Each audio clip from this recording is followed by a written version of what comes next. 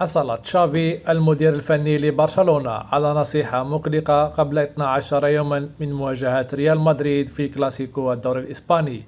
وحسب صحيفة ماركا فإن عثمان ديمبلي نجم برشلونة لن يكون جاهزا للمشاركة مع أتلتيك بيلباو في الجولة المقبلة بالليغا.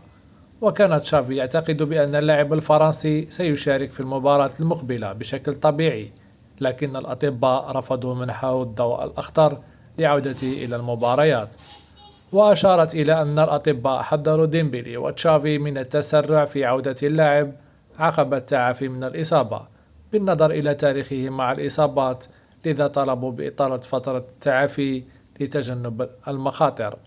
وذكرت الصحيفة أن لحاق ديمبلي بكلاسيكو يوم 19 مارس مصدر شك كبير، رغم أن حالة اللاعب الفرنسي جيدة. وسيكون تقويم المباريات حاسما في موعد عودة ديمبلي، لأن الليغا ستتوقف عقب الكلاسيكو، وبالتالي إذا لم يشارك الفرنسي أمام الملكي سيحصل على أسبوعين من الراحة أثناء التوقف الدولي.